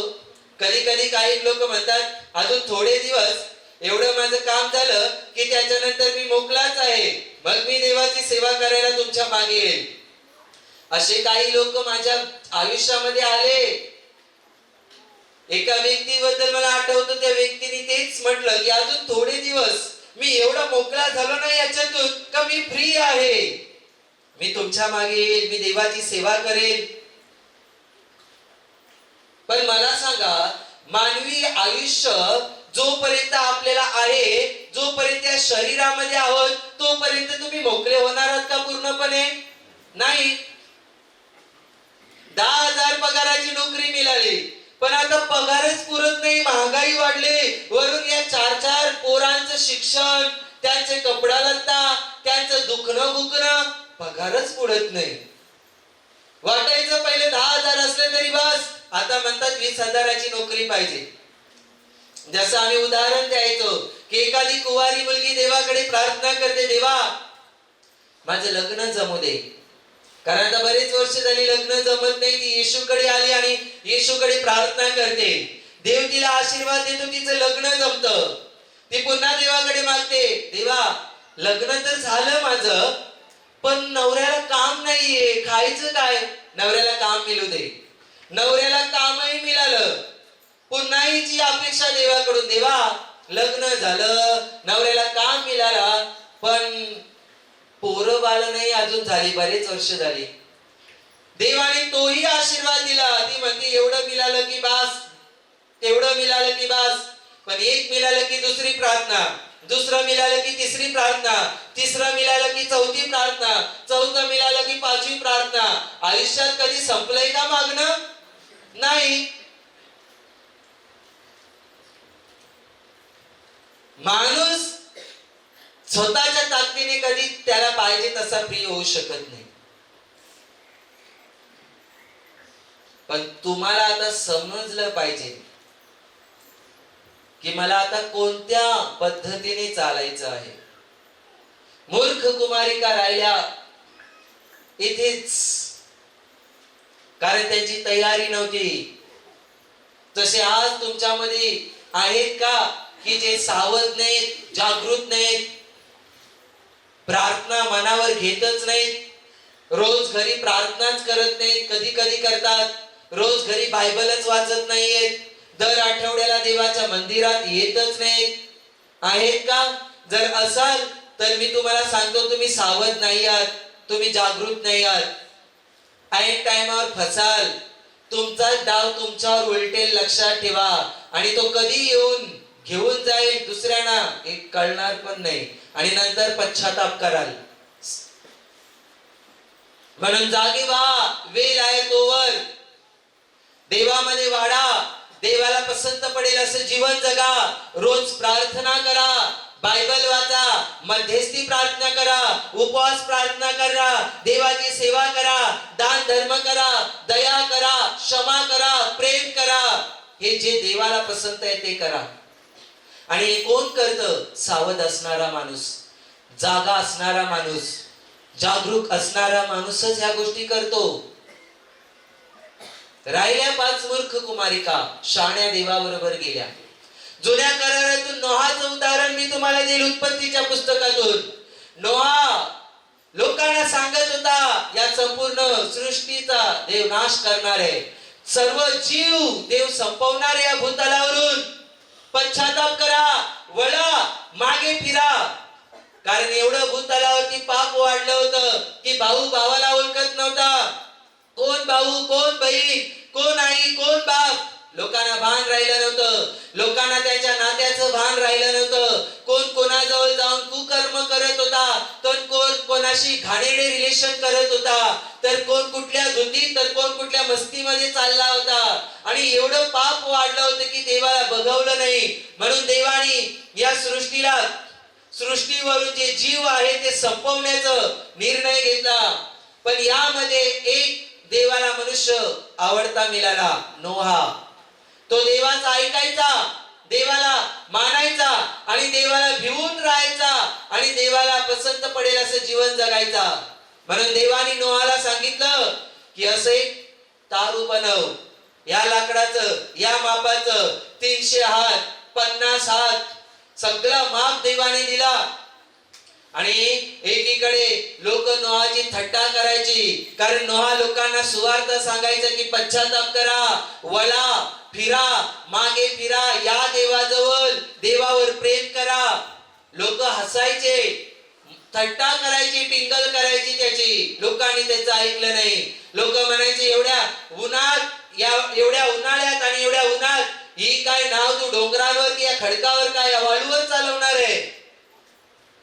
त्याची थट्टा केली. लोक हसले, कारण लक्षण आणि चिन्ह तिथे दिसत नव्हते. निराश होऊ नका. देवाचं ऐकून तुम्ही चालता तर लक्षण आणि चिन्ह तुमच्या बाजूने तो करेल. तुम्ही त्यात टेन्शन घेऊ नका. आणि लोकांनी ऐकलंच नाही. आणि नोहाचं सगळं काम पुरं झाल्यानंतर देवाने सांगितल्याप्रमाणे पशु पक्षी आणि प्राण्यांच्या जोड्या त्या तारूमध्ये नेल्यानंतर, सर्व अन्न धान्य साठवणूक केल्यानंतर नोहा आणि त्याचा परिवार तारूमध्ये गेला. नोहा, त्याची बायको, त्याची 3 मुलं आणि त्याच्या 3 सुना, 8 जणांचं कुटुंब त्या तारूमध्ये गेला. आणि त्यावेळेला जेवढे तारूमध्ये होते, ओढीत नावेत होते, तितकेच वाचले, तितक्यांचाच उद्धार झाला. पावसाला सुरुवात झाली. धो धो धो धो पाऊस. लोकांची अक्कल आता फिरली, बुद्धी पालटली. आता त्यांना कळलं की आपण चुकलो. आता त्यांना कळलं आता आपण संपणार आहोत. नोहा बरोबर होता. लोक दरवाजा ठोकत असतील कदाचित त्या होडीचा, त्या तारूचा. नोहा उघड, आम्हाला येऊ दे, आम्हाला वाचव. पण बिचारा नोहा काय करणार. जे द्वार देवाने बंद केले ते कोणी उघडू शकत नाही, आणि जे द्वार देवाने उघडले ते कोणी बंद करू शकत नाही. म्हणून आता वेळच नव्हती हो. त्या तारूचा दरवाजा उघडलाच नाही. आणि एवढे 8 जण आणि त्यांच्याबरोबर जितके पशु पक्षी त्या होडीत होते तितकेच वाचले. तितकेच, बाकीचे सगळे संपले. वेळ होती ना, समय होता तालावर येण्याचा, सुधारण्याचा. सावध व्हायला पाहिजे होतं ना. कोणीतरी सांगत होता ना, अरण्यात ओरडणाऱ्याची वाणी आली ना. आजही वाणी तुमच्यापर्यंत येते ना की सावध व्हा, जागरूक व्हा. पण नाही. आज आम्ही प्रवचन ऐकू, आज आम्हाला बरं वाटेल, आणि इथून गेल्यानंतर आम्ही बघू आमचं काय करायचं ते. पुढच्या रविवारी यायचं की नाही ते आम्ही बघू. पण लक्षात ठेवा, एकदा नोहाचं तारू बंद झालं तर मग तुम्ही किती ठोकलं तरी तुमच्यासाठी उघडणार नाही. तुम्ही किती बोलत पास्टर प्रवचन ऐकायचंय तुमचं, पास्टर काय तुमच्याजवळ येणार नाही तुम्हाला शिकवायला. तुम्ही किती इच्छा बाळगली, किती रडलात, तरी पण हा सुवार्ता सांगणारा सुवार्तिक तुम्हाला भेटणार नाही. वेळ, बायबल शिकवतं प्रत्येक गोष्टीचा समय देवाने ठरवलेला आहे हो. प्रत्येक गोष्टीची वेळ ठरवली. म्हणून जोपर्यंत वेळ आहे तोपर्यंत पवित्र आत्म्याने भरून जीवन जगा. सावध राहा, जागरूक राहा. ती घटका, ती वेळ कोणाला ठाऊक नाही. देवाच्या सेवेमध्ये राहा, प्रार्थनेमध्ये वाढा, देवाच्या मंदिरात रोवून राहा. जगातल्या गोष्टी मिळवण्याच्या मागे तुम्ही लागलात, पैसा कमवण्याच्या मागे तुम्ही लागलात ना. जगातली लोक तुम्हाला वाचू शकत, ना तुमचा पैसा तुम्हाला वाचू शकत, ना तुमची मुलं बाळ तुम्हाला वाचू शकत. तारणारा फक्त परमेश्वर आहे. म्हणून या धुंदीमध्ये राहू नका की सगळं तुमच्या म्हणण्याप्रमाणे होईल. नाही. आज तुम्हाला काही लक्षणं आणि चिन्ह दिसत नाहीत, पण पुढे तुम्ही बघाल. आज तुम्हाला वाटतं धार्मिकतेने चालणारा, नीतीची कृत्ये करणारा, विश्वासू माणसाचं जीवन पण सारखंच, आणि देवाच्या विरुद्ध वागणाऱ्यांचे जीवनही सारखे दिसतात. कुठे काय फरक आहे. मग त्याच्यापेक्षा मी त्या माणसासारखं जगेल ना. जगातली मजा घेईल, पैसा अडका कमवेल, कधीतरी टाइम भेटला तर प्रार्थनेला येईल. मी पण तसंच जगेल. आज असं वाटतंय, पण पुढे तुम्ही स्वतःच फरक जाणवणार आहात या दोन्ही व्यक्तींमध्ये. म्हणून आता निर्णय तुमच्यावर आहे, काय करायचे त्याची निवड तुम्ही करा. देव जबरदस्ती करणार नाही. म्हणून योग्य ती निवड करा आणि जागरूक व्हा, सावध राहा आणि देवाचं भय धरून, देवाची भक्ती करून जीवन जगा. तो तारणारा जो येणार आहे तो येईलच, तो उशीर करणार नाही. पण तुम्ही त्याच्याबरोबर जाल का, आज विचार करा आणि निर्णय घ्या आणि देवाच्या गौरवासाठी जीवन जगा. देव तुम्हाला या वचनाद्वारे आशीर्वादित करेल. Hallelujah, hallelujah, hallelujah, hallelujah, hallelujah. चरवाहा है तो मेरा,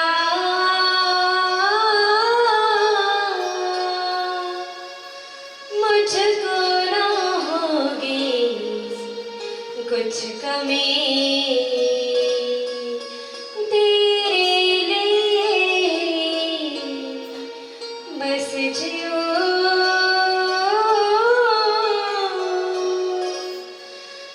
तू ही है मुझको लाज़मी, छोड़ूंगा ना मैं, त्यागूंगा ना मैं, वायदा है तेरा संग सदा में, संग मेरे यहोवा,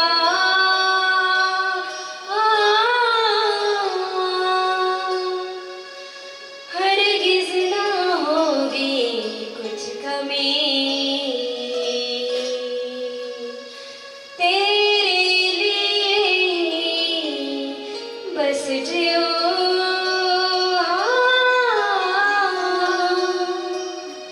तू ही है मुझको लाज़मी.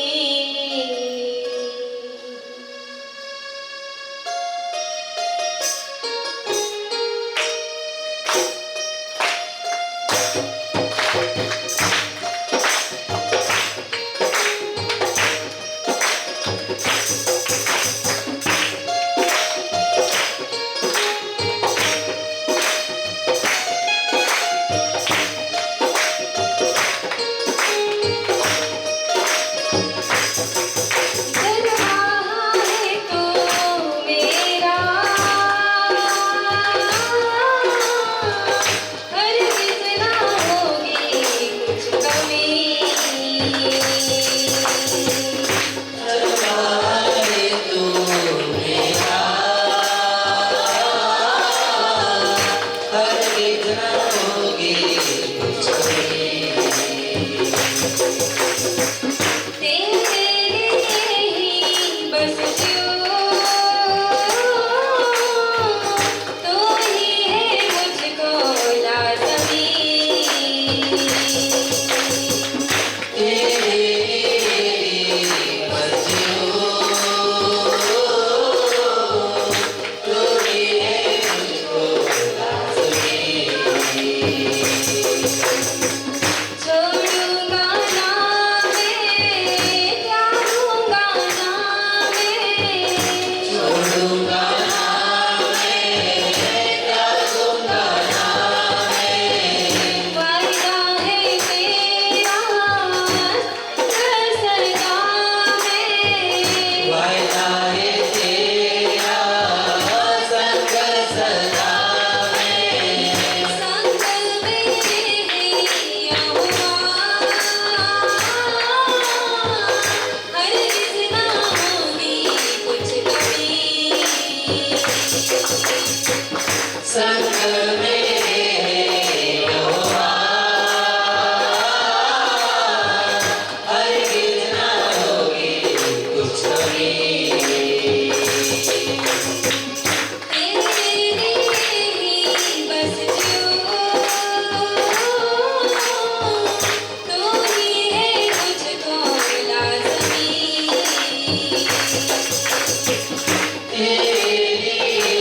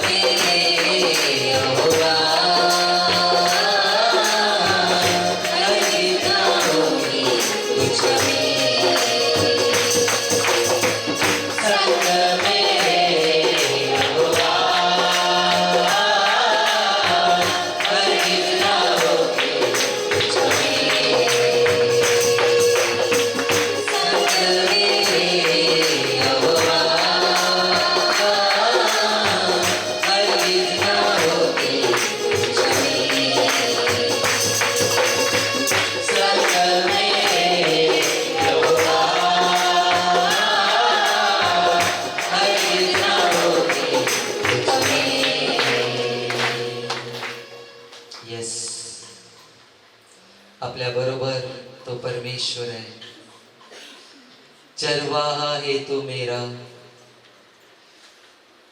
परमेश्वर माझा मेंढपाल आहे, मला काही उणे पडणार नाही. त्या देवावर पूर्ण विश्वास आणि पूर्ण आशा ठेवा, काही कमी पडणार नाही. एक हात स्वर्गाकडे उंच करा, एक हात तुमच्या छातीवर ठेवा आणि विश्वासाने घोषणा करा, विश्वासाने बोला की परमेश्वर माझा मेंढपाल आहे, मला काही उणे पडणार नाही. बोलत राहा, बोलत राहा.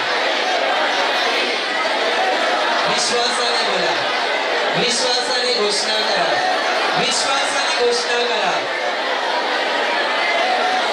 परमेश्वर माझा मेंढपाल आहे, मला काही उणे पडणार नाही. परमेश्वर माझा मेंढपाल आहे, मला काही उणे पडणार नाही.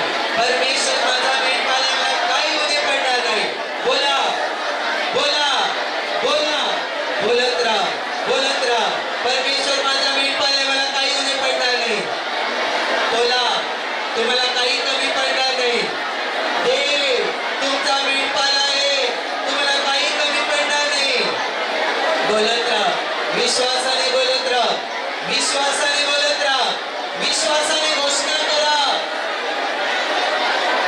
तुमच्या मनाला सांगा, तुमच्या परिस्थितीला सांगा, तुमच्या कमजोरीला सांगा, तुमच्या दुःखाला सांगा, तुमच्या आजाराला सांगा. सांगा, परमेश्वर माझा मेंढपाल आहे, मला काही उणे पडणार नाही.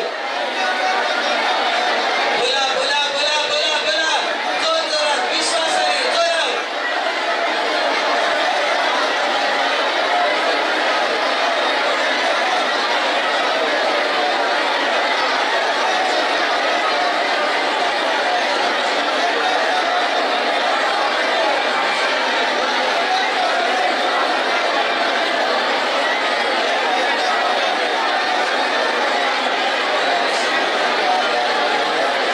परमेश्वर माझा मेंढपाल आहे, मला काही उणे पडणार नाही. परमेश्वर माझा मेंढपाल आहे. परमेश्वर या केंद्राचा मेंढपाल आहे, काही उणे पडणार नाही. परमेश्वर या केंद्राचा, या सेवकाचा मेंढपाल आहे, काही उणे पडणार नाही. परमेश्वर या लोकांचा मेंढपाल आहे, आता काही कमी पडणार नाही. परमेश्वर माझ्या घरातील मेंढपाल आहे, काही कमी पडणार नाही. काही कमी पडणार नाही, काही कमी पडणार नाही. हे भाषांना रहा, खराबा रहा, दुःखांदारी रहा. परमेश्वर माझा मेंढपाल आहे, मला काही उणे पडणार नाही. परमेश्वर माझा मेंढपाल आहे, मला काही उणे पडणार नाही. परमेश्वर माझा मेंढपाल आहे, मला काही उणे पडणार नाही. परमेश्वर माझा मेंढपाल आहे, मला काही उणे पडणार नाही.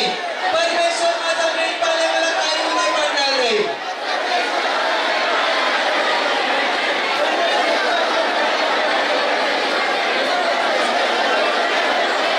आमेन, आमेन.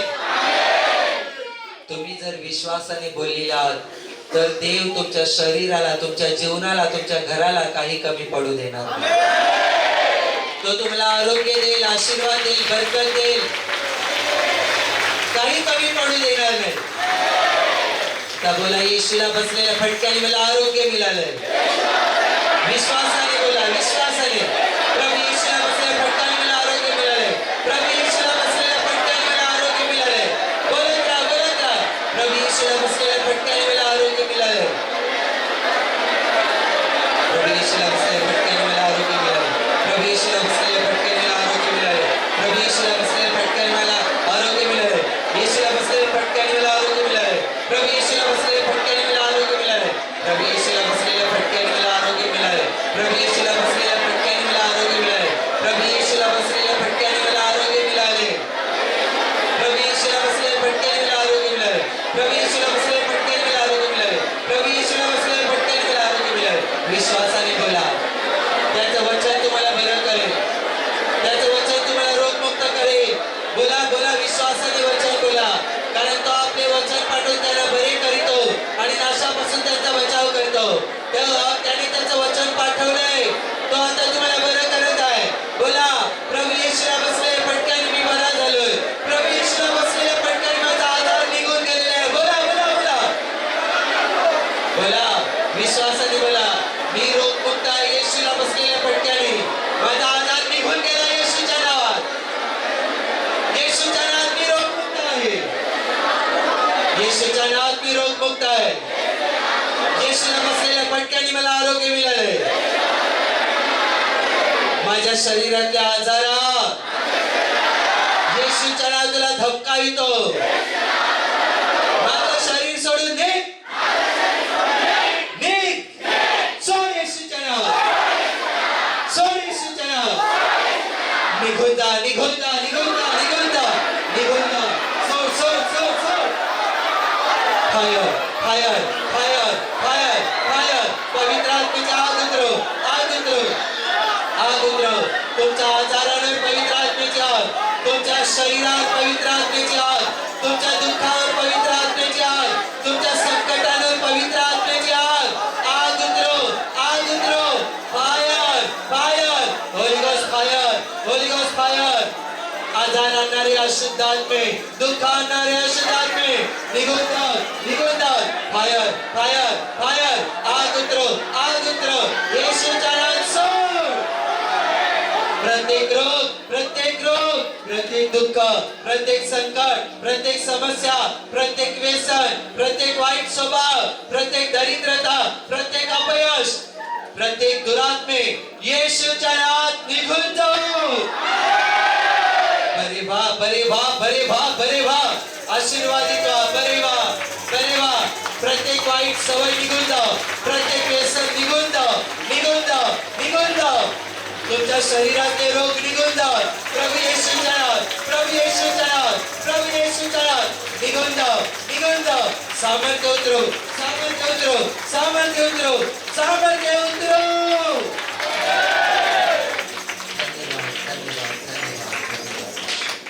ही बहिणीची साक्षी सांगत आहे. ही बाई सांगते यांच्या छातीत चमक निघाली होती. या बहिणीने विश्वासाने जी पाठवणी केलेली रगडी प्रार्थना आहे ती विश्वासाने ऐकत राहिली, ऐश्वर्याचा वापर करत राहिली. त्याद्वारे ते बापानीला स्पर्श केला. हिची काय चमक निघाली होती ते त्रास पूर्णपणे निघून गेले. म्हणून देवाचे आभार मानतात. ही बहीण यांची साक्षी सांगत आहे. ही बाई सांगते बरेच वर्षापासून यांना मुतखड्याचा त्रास भरपूर होत होता. ही बाई सांगते औषध उपचार करून काही फरक पडत नव्हता. या बहीण सांगते यांना येशूविषयी माहीत झालं. ही बाई प्रार्थनेला येत राहिली, ऐश्वर्याचा वापर करत राहिली. हळूहळू देवापाने यांना स्पर्श केला. यांचा मुतखड्याचा त्रास पूर्णपणे निघून गेलाय. म्हणून देवाचे आभार मानतात. या आई यांची साक्षी सांगत आहेत. या आई सांगतात बरेच दिवसापासून यांची मान दुखत होती, तसेच मानेमध्ये 2 गाठी आल्या होत्या. या आईने विश्वासाने ऐश्वर्याचा वापर केला, देवबापाकडे प्रार्थना केली. देवबापाने आईला स्पर्श करून पूर्णपणे बरं केले. म्हणून देवबापाचे आभार मानतात. जी साक्षी सांगत आहे. ही बाई सांगते बरेच दिवसापासून यांना काळीचा त्रास होत होता. ही बाई सांगते औषध उपचार करून काही फरक पडत नव्हता. जेवण केलं तरी उलट्या व्हायच्या. पण ही बाई सांगते गेल्या दिवस वेळेला विश्वासाने इथं जेवण केला. त्याद्वारे देवबापाने यांना स्पर्श केला. काळीचा त्रास पूर्णपणे निघून गेला आणि ज्या जेवण करता त्यांना मळमळ उलटी होत नाही. म्हणून देवबापाचे आभार मानतात. Hallelujah, hallelujah. तेव्हा तुम्ही स्वतः साक्ष सांगता का बरेच दिवसापासून त्यांना जुलाबाचे त्रास होते, तसं त्यांचा कान पण दुखत होता. या सर्व त्रासासाठी त्यांनी विश्वासाने पेशवा प्रार्थना केली, आशोत्तराचा वापर केला. त्याच्यानं आपण जो पैसे त्यांना झाला जे त्यांना जे बरेच दिवसापासून जे जुलाबाचे त्रास होते त्या त्रासापासून आणि त्यांचा कान दुखत होता त्या त्रासापासून परमेश्वर त्यांना आरोग्य देऊन आशीर्वाद केलं. म्हणजे परमेश्वराचे आभार मानतो. बहिणींची साक्षी सांगत आहे. मी सांगते 2-3 वर्षापासून यांना भरपूर त्रास होत होता, तसे डोळे दुखत होते. या बहिणीने विश्वासाने आशीर्वादाचा वापर केला, देवबापाकडे प्रार्थना केली. देवबापाने या बहिणीला स्पर्श करून पूर्णपणे बरं केलाय. म्हणून देवबापाचे आभार मानतात. त्यांची साक्षी सांगत आहे. ही बाई सांगते गेली 8 वर्षापासून या सतत आजारी असायच्या आणि आजारी असल्यामुळे यांनी सासर सोडला आणि माहेरी राहायला गेल्या. तरी पण ही बाई सांगते सतत आजारी असायच्या, यांना काही आराम पडतच नव्हता. पण ही बाई सांगते यांनी पाठवणा भेटण्यासाठी नाव दिलं आणि जेव्हा पाठवणा भेटण्याची वेळ आली तेव्हा ही बाई सांगते यांची समस्या पाठवणं सांगितली, पाठवणे आशीर्वाद दिला. पण ही सांगते यांच्या मनामध्ये धाकधुकच होती आणि ही बाई सांगते या सतत यांच्या मनामध्ये असे वाटतं की मी आजारीच असेल, मी काही बरी होणारच नाही. पण यांनी यांच्या घरी प्रार्थना ठेवली. पाठवण यांच्या घरी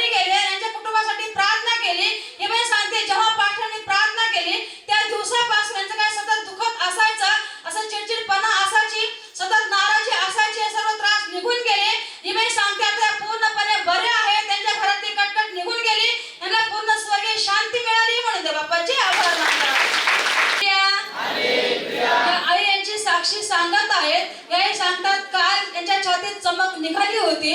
हा त्रास सकाळपर्यंत होता, पण आताच्या आधारभूतच्या प्रार्थनेमध्ये या आई विश्वासाने वचनाची घोषणा करत होत्या का प्रभू येशूला बसलेल्या फटक्याने मला आरोग्य मिळाले. या वचनाची घोषणा करत असताना देवापांनी आईला स्पर्श केला. जे काही छातीत दुखत होतं, चमक निघाली होती, श्वास घ्यायला त्रास होत होते, हे सर्व त्रास निघून गेले म्हणून देवापाचे आभार मानतात. ही बहिणीची साक्षी सांगत आहे, ही बाई सांगते गेली 1 महिन्यापासून यांचं डोकं पाठीमागे दुखत होतं, भरपूर त्रास होत होते, पण गेल्या दिवसभरा पाठचा संदेश देत होते काही तर कोणतरी व्यक्ती आहे त्यांचं डोकं पाठीमागे दुखत आहे, जिथं वेणी घालतात तिथं दुखत आहे. ही बाई सांगते त्यांना खूप त्रास होत होता, पण हा संदेश चालू असताना यांनी विश्वास ठेवला, त्या संदेशावर विश्वास ठेवला आणि मी सांगते त्या क्षणाला देवापाने यांना स्पर्श केला, त्यांची डोकं दुखी पूर्णपणे निघून गेली म्हणून देवापाचे आभार मानतात. स्वतः साक्ष सांगतात त्या बाहेरगावी गेल्या होत्या आणि त्याला झोपेमध्ये कोणी दडपलं तर त्याचा आवाज पण निघत नव्हता आणि दम असा गुदमरल्यासारखा व्हायचा. पण विश्वासाने पेशा धावाच्या पेशा प्रार्थना केली. त्याशिवाय पेशाने त्यांच्या पेशाचा स्पर्श त्यांना झाला आणि त्यांना दडपल्यामुळे जो दडपल्यासारखा जो वाटत होता साप कोंडला होता, त्या सर्व त्रासापासून पेशाने त्याचं रक्षण केलं. तसंच त्यांची दुसरी साक्षी का त्यांना कालपासून खूप असं जुलाब लागले होते. आज प्रार्थना तेव्हा पण त्यांना जुलाब चालूच होते, पण आताची जी प्रार्थना चालू असताना पेशाचा स्पर्श त्यांना झाला आणि त्यांना कालपासून जे जुलाब लागला जो त्रास होता त्या त्रासापासून पेशा त्यांना आशीर्वाद देखील म्हणजे पेशराचे आभार मानतो. हालेलुया. या बहिणीची स्वतःची साक्षी आहे का त्या जेव्हा सासरी जायच्या तेव्हा त्या खूप आजारी पडायच्या. असे 10 वर्ष त्यांना हा त्रास होता. ते सांगतात तिथे सासरी गेल्यानंतर त्या 2-3 दिवस राहिले का त्या आजारी पडायच्या. त्याच्यामुळे त्यांना गाडी करून पुन्हा माहेरी आणायची. त्यांच्या अनेक भक्तांक बघितले पण त्याला काही फरक पडलाच नाही. 10 औषधे घेतले त्याला काही जेव्हा फरक पडायचा ते पुन्हा सासरी गेल्यानंतर त्यांना पुन्हा हा त्रास व्हायचा, पुन्हा त्याला माहेरी आणायचे. असे 10 वर्षे चालत होते. त्यांची आई येशूमध्ये येत होती आणि त्यांच्या आईने त्यांच्या मुलीला ते येशूमध्ये घेऊन आले आणि त्या पेशा प्रार्थना करत आली. त्यांनी पास्टर भेटेसाठी त्यांचं नाव दिलं आणि पास्टरने त्यांची समस्या सांगली. पास्टरने या बहिणीसाठी पेशा प्रार्थना केली. त्याच्यानंतरचा पैसे या बहिणीला झाला आणि त्या जीवनात जे काही त्याचे आजार होता, जे काही सासरी गेले त्याचे आजारी पडायचे, पुन्हा त्याला माहेर यायला या सर्व त्रासापासून त्याच्या जीवनात जे आजार होते त्या आजारांपासून पेशंटला पूर्ण आरोग्य आशीर्वाद केलं. तसं आता त्या सासरी गेल्यानंतर त्याला पूर्णपणे आजार होत नाही, आता पूर्णपणे बरं आहेत मध्ये पेशराचे आभार मानतो. ही बहीण यांची साक्षी सांगत आहे, ही बाई सांगते गेली 1 वर्षापासून यांच्या पूर्ण शरीराला खाज यायची. ही बाई सांगते खाजवल्यानंतर यांच्या त्या पूर्ण शरीराचा असा रक्त निघायचा आणि पूर्ण शरीर सुजून जायचं आणि पूर्ण आगाग व्हायची. हा त्रास ही बाई सांगते गेले 1 वर्षापासून यांना तो त्रास सतत व्हायचा. तसंच ही बाई सांगते दवाखान्यात गेल्यानंतर औषध उपचार केल्यानंतर यांना ते त्रास जास्तच व्हायचा. पण ही बाई सांगते यांना येशूविषयी माहीत झालं. ही बाई प्रार्थनेला येत राहिली, देवबापाकडे प्रार्थना करत राहिली.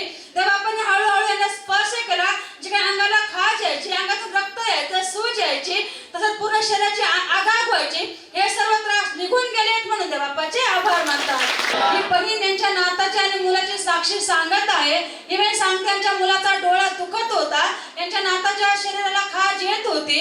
या बहीण सांगते ते दोघांनी विश्वासाने ऐश्वर्याचा वापर केला, देवबापाकडे प्रार्थना केली, देवबापाने दोघांना पूर्णपणे बरं केलंय म्हणून देवबापाचे आभार मानतात. या आई यांची साक्षी सांगत आहेत. ते आई सांगतात बरेच दिवसापासून यांना अशक्तपणा जाणवत होता, तसंच जेवण जात नव्हतं. या आई सांगतात गेल्या युवा सभेला इथं हजर होत्या, यांनी विश्वासाने युवा सभेच्या दिवशी जेवण केलं, त्याद्वारे देवबापाने आईला स्पर्श केला, यांचा अशक्तपणा निघून गेला आणि यांना आता व्यवस्थित जेवण जात आहे. यांची दुसरी साक्ष आहे. हे सांगतात त्यांच्या मुलाची साक्ष आहे, त्यांना 4 चाकी गाडी घ्यायची होती, पण बरेच वर्षापासून त्यांची काही इच्छा पूर्ण होतच नव्हती. पण या आईने विश्वासाने देवबापाकडे प्रार्थना केली, देवबापाने यांच्या मुलाची इच्छा पूर्ण केली आणि त्यांनी 4 चाकी गाडी घेतली म्हणून देवबापाचे आभार मानतात. या बहिणी स्वतः साक्ष सांगतात की त्यांना 2-3 महिन्यापासून त्यांच्या खूप असं तळपायची आग नवायची, त्याच्यामध्ये खाजो पण यायचे. त्या काहीतरी वस्तू घ्यायच्या त्या खाजवत राहायच्या, पण ते विश्वासाने ते पेशा प्रार्थना करत राहिल्या, आशीर्वादाचा वापर केला. त्याच्यानंतर पैसे त्यांना झाला, ज्याला 2 ते 3 महिन्यापासून त्यांची ती पाळत तळपायची जी खाजवायची जो त्रास होता त्या सर्व त्रासापासून पेशा त्यांना आरोग्य देऊन आशीर्वादित केलं. त्याची त्यांची दुसरी साक्ष की त्यांना काम हवंसं होतं म्हणून ते पेशा प्रार्थना करते, पेशा मला काम मिळवते आणि तुझी प्रार्थना पण मिळवते. म्हणजे पेशवा प्रार्थना करते आणि त्यांची प्रार्थना ऐकली, त्याला त्याचे काम होतं ते काम पण मिळालं आणि त्याला प्रार्थना पण यायला मिळून ते परमेश्वराचे आभार मानतात. हालेलुया. या बहिणीची नाताची साक्ष सांगता का त्याच्या नाताचं पोटाचं खूप फुगायचं आणि ते जेवण केल्यानंतर पचन होतच नव्हतं आणि तो बाथरूमला गेल्यानंतर संडास होतच नव्हती. त्याच्यामुळे त्याला खूप त्रास होता. या बहिणीने विश्वासाने त्याच्या नातासाठी परमेश्वराच्या विश्वासाने प्रार्थना ऐकली. त्याच्यानंतर त्याच्या नाताला झाला आणि त्याच्या नाताला जे संडास व्हायचा जो त्रास होता, जे पोट फुगल्याचे जे त्रास होते, त्या सर्व त्रासापासून परमेश्वर त्याच्या नाताला आरोग्य आशीर्वाद केला. म्हणजे परमेश्वराचे आभार मानतात. ही बहीण यांच्या मुलाची साक्षी सांगत आहे. ही बाई सांगते बरेच वर्षापासून यांच्या मुलाला बाथरूमचा भरपूर त्रास होत होता, पण ही बाई सांगते युवा सभेच्या दिवशी पाठवणा भेटण्यासाठी यांनी नाव दिलं. जेव्हा पाठवणा भेटण्याची वेळ आली तेव्हा ही बाई सांगते यांच्या मुलाची समस्या पाठवणा सांगितली, पाठवणे आशीर्वाद दिला. तेव्हा पण यांच्या मुलाला स्पर्श केला आणि तो बाथरूमचा त्रास त्यांच्या मुलाचा पूर्णपणे निघून गेला. दुसरी यांच्या बहिणीच्या मुलाची साक्ष आहे. ही बाई सांगते त्यांच्या बहिणीचा मुलगा अशक्त त्या मुलाला अशक्तपणा होता. काय जेवण केल्यानंतर ते जेवण पचत नव्हतं, पण हे सांगते यांनी पाठवणा भेटण्यासाठी नाव दिलं. ज्या पाठवणा भेटण्याची वेळ आली त्या मुलाची समस्या पाठवणा सांगितली, पाठवणे आशीर्वाद दिला. हे सांगते दोघा मुलांना आशीर्वाद दिला. तेव्हापासून यांचे दोन्ही मुलं पूर्णपणे आता बरे आहेत म्हणून देवाचे आभार मानतात. हालेलुया. सर्वजण शेवटच्या आशीर्वादांसाठी उभे राहा. दोन्ही हात उंच करा, डोळे बंद करा. आता सुद्धा देव या प्रार्थनेतही अनेक लोकांना स्पर्श करतो, पण जसा तुमचा विश्वास तसा तुम्ही अनुभव कराल. मी इथून बोलेल, पण तुम्ही जिथे आहात तिथे देव तुम्हाला स्पर्श करेल. लक्षात ठेवा, फक्त विश्वास पाहिजे. बायबल म्हणतं विश्वास बाळगणाऱ्याला सर्व काही शक्य आहे. तुमचा जसा विश्वास तशी तुम्ही देवाची कामं पाहाल आणि विश्वास असेल तर आता सुद्धा तो परमेश्वर तुम्हाला स्पर्श करेल. देवाचं सामर्थ्य तुमच्यावर उतरो. प्रभू येशूचं सामर्थ्य उतरो. सामर्थ्य तुमच्यावर उतरो. देवाचं सामर्थ्य तुमच्यावर उतरो. देवाचं सामर्थ्य तुमच्यावर उतरो. उतरो उतरो. आता आता प्रभूचा स्पर्श स्पर्श स्पर्श स्पर्श सामर्थ्य येऊ. पवित्र आत्मा तुम्हाला स्पर्श करो, स्पर्श करो, स्पर्श करो, स्पर्श करो. सामर्थ्य उतरो, सामर्थ्य उतरो, उतरो उतरो. तुम्हा सर्वांवर प्रभू येशूचे महान मोठे आशीर्वाद उतरो. तुम्ही जाल तिथे यशस्वी व्हाल. तुम्ही बोलाल तसे घडेल. तुमच्या मनातील प्रत्येक इच्छा प्रभू येशू पूर्ण करेल. सैतानाच्या डाव पेचापासून प्रभू येशू तुमचं रक्षण करेल. तुमच्या जीवनातील आणि कुटुंबातील प्रत्येक दुःख, संकट आणि समस्या प्रभू येशूच्या नावात नष्ट होत. तुमच्यावर आणि तुमच्या कुटुंबावर प्रभू येशूचे महान आशीर्वाद येऊ. ज्यांना देवाचं कार्य करायचे, पवित्र आत्मा सामर्थ्य हवे, दोन्ही हात उंचच ठेवा. स्वीकार करा देवाचं सामर्थ्य. देवाच्या मंदिरात पवित्र आत्म्याच्या सामर्थ्याचा वर्षाव असतो. विश्वास बाळगा आणि स्वीकार करा. स्वीकार करा. पवित्र आत्म्याचं सामर्थ्य तुमच्यावर उतरो, उतरो, उतरो. पवित्र आत्मा तुमच्यावर उतरो, उतरो, उतरो. आता आता आता पवित्र आत्मा उतरो. तुमच्यावर पवित्र आत्मा उतरो. तुम्हा सर्वांवर पवित्र आत्मा उतरो. किती आनंद, किती आनंद.